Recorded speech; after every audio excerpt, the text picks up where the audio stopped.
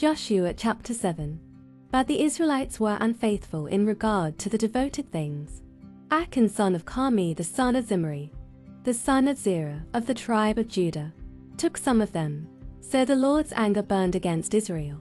Now Joshua sent men from Jericho to Ai, which is near Beth-aven to the east of Bethel, and told them, "Go up and spy out the region." So the men went up and spied out Ai. When they returned to Joshua, they said, "Not all the army will have to go up against Ai. Send 2,000 or 3,000 men to take it, and do not weary the whole army, for only a few people live there." So about 3,000 went up, but they were routed by the men of Ai, who killed about 36 of them. They chased the Israelites from the city gate as far as the stone quarries and struck them down on the slopes. At this the hearts of the people melted in fear and became like water. Then Joshua tore his clothes and fell face down to the ground before the ark of the Lord, remaining there till evening. The elders of Israel did the same, and sprinkled dust on their heads. And Joshua said, "Alas, sovereign Lord, why do you ever bring this people across the Jordan to deliver us into the hands of the Amorites to destroy us? If only we had been content to stay on the other side of the Jordan. Pardon your servant, Lord. What can I say, now that Israel has been routed by its enemies?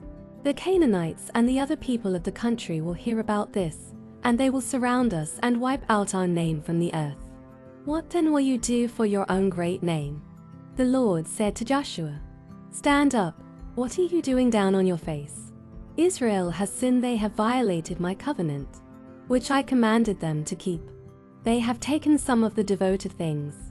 They have stolen. They have lied. They have put them with their own possessions. That is why the Israelites cannot stand against their enemies. They turn their backs and run because they have been made liable to destruction. I will not be with you anymore unless you destroy whatever among you is devoted to destruction. Go, consecrate the people. Tell them, consecrate yourselves in preparation for tomorrow. For this is what the Lord, the God of Israel, says: there are devoted things among you. Israel, you cannot stand against your enemies until you remove them. In the morning, present yourselves tribe by tribe. The tribe the Lord chooses shall come forward clan by clan. The clan the Lord chooses shall come forward, and the family the Lord chooses shall come forward man by man. Whoever is caught with the devoted things shall be destroyed by fire, along with all that belongs to him. He has violated the covenant of the Lord and has done an outrageous thing in Israel." Early the next morning Joshua had Israel come forward by tribes, and Judah was chosen. The clans of Judah came forward, and the Zerahites were chosen. He had the clan of the Zerahites come forward by families, and Zimri was chosen. Joshua had his family come forward man by man. And Achan son of Carmi, the son of Zimri, the son of Zerah of the tribe of Judah, was chosen. Then Joshua said to Achan, "My son, give glory to the Lord, the God of Israel, and honor him. Tell me what you have done, do not hide it from me." Achan replied, "It is true. I have sinned against the Lord, the God of Israel. This is what I have done when I saw in the plunder a beautiful robe from Babylonia, 200 shekels of silver and a bar of gold weighing 50 shekels. I coveted them and took them. They are hidden in the ground inside my tent, with the silver underneath." So Joshua sent messengers, and they ran to the tent, and there it was, hidden in his tent, with the silver underneath. They took the things from the tent, brought them to Joshua and all the Israelites, and spread them out before the Lord.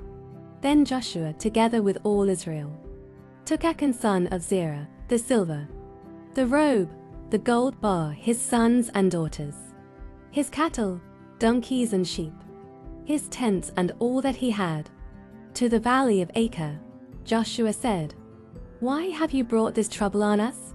The Lord will bring trouble on you today." Then all Israel stoned him, and after they had stoned the rest, they burned them.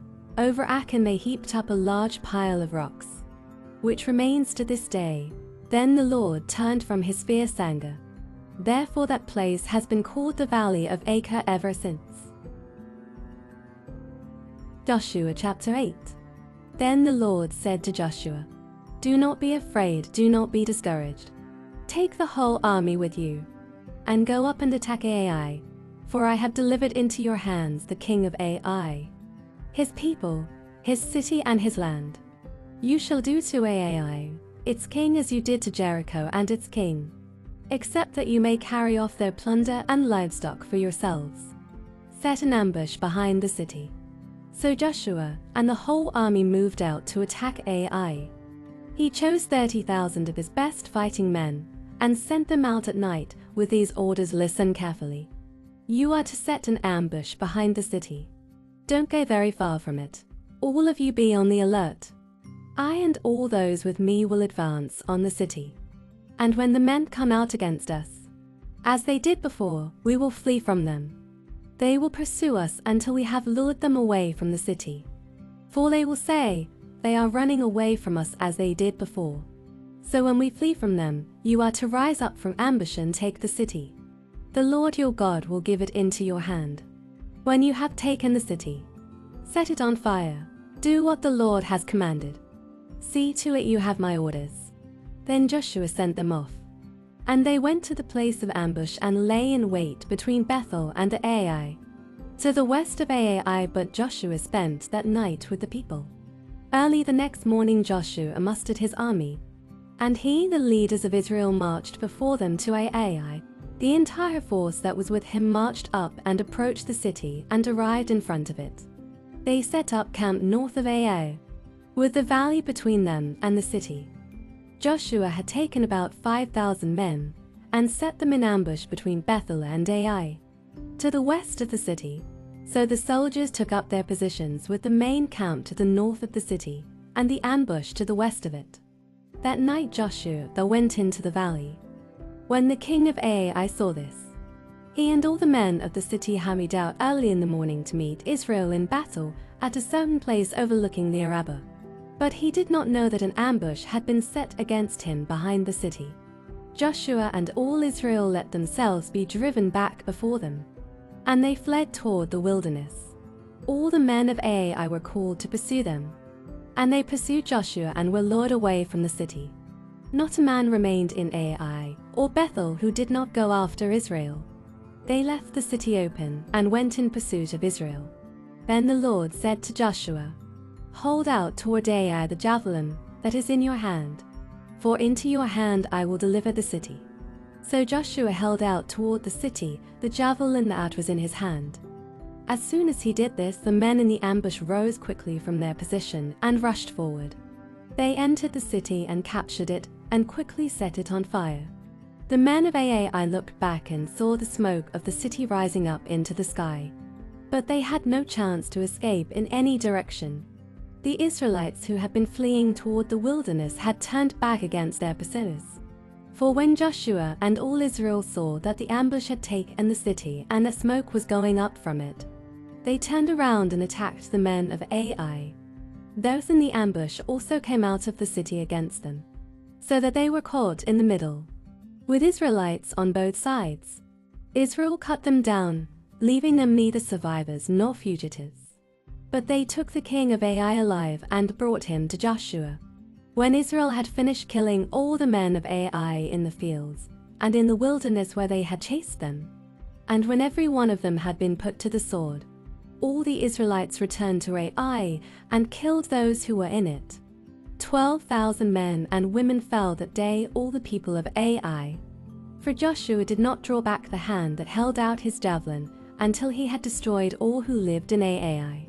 But Israel did carry off for themselves the livestock and plunder of this city, as the Lord had instructed Joshua.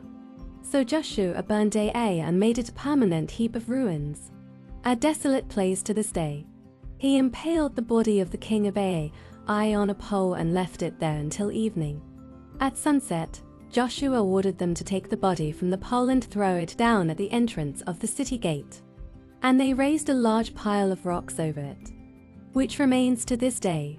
Then Joshua built on Mount Hebel an altar to the Lord, the God of Israel, as Moses the servant of the Lord had commanded the Israelites. He built it according to what is written in the book of the law of Moses, an altar of uncut stones, on which no iron tool had been used. On it they offered to the Lord burnt offerings and sacrificed fellowship offerings, there in the presence of the Israelites. Joshua wrote on stones a copy of the law of Moses. All the Israelites with their elders, officials and judges were standing on both sides of the Ark of the Covenant of the Lord, facing the Levitical priests who carried it. Both the foreigners living among them and the native-born were there. Half of the people stood in front of Mount Gerizim and half of them in front of Mount Ebal, as Moses the servant of the Lord had formerly commanded when he gave instructions to bless the people of Israel. Afterward, Joshua read all the words of the law, the blessings and the curses, just as it is written in the book of the law. There was not a word of all that Moses had commanded that Joshua did not read to the whole assembly of Israel, including the women and children, and the foreigners who lived among them. Luke chapter 2, verse 25 to 52. Now there was a man in Jerusalem called Simeon, who was righteous and devout. He was waiting for the consolation of Israel, and the Holy Spirit was on him. It had been revealed to him by the Holy Spirit that he would not die before he had seen the Lord's Messiah. Moved by the Spirit, he went into the temple courts. When the parents brought in the child Jesus to do for him what the custom of the law required, Simeon took him in his arms and praised God, saying, "Sovereign Lord, as you have promised, you may now dismiss your servant in peace. For my eyes have seen your salvation, which you have prepared in the sight of all nations, a light for revelation to the Gentiles, and the glory of your people Israel." The child's father and mother marveled at what was said about him.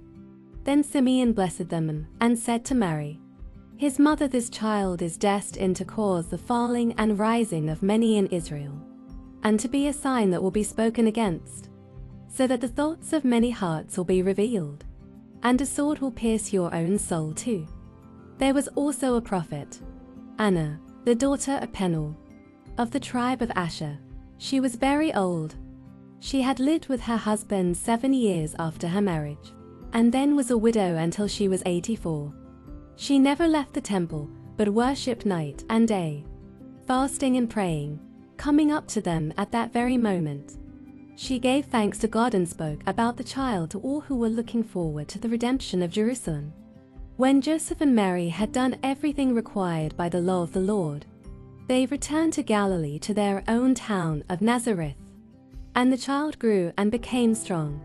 He was filled with wisdom, and the grace of God was on him. Every year Jesus' parents went to Jerusalem for the festival of the Passover. When he was 12 years old, they went up to the festival. According to the custom, after the festival was over, while his parents were returning home, the boy Jesus stayed behind in Jerusalem. But they were unaware of it, thinking he was in their company. They traveled on for a day. Then they began looking for him among their relatives and friends. When they did not find him, they went back to Jerusalem to look for him. After 3 days they found him in the temple courts, sitting among the teachers, listening to them and asking them questions. Everyone who heard him was amazed at his understanding and his answers. When his parents saw him, they were astonished. His mother said to him, "Son, why have you treated us like this? Your father and I have been anxiously searching for you." "Why were you searching for me?" he asked. "Didn't you know I had to be in my father's house?" But they did not understand what he was saying to them. Then he went down to Nazareth with them and was obedient to them. But his mother treasured all these things in her heart. And Jesus grew in wisdom and stature, and in favor with God and man.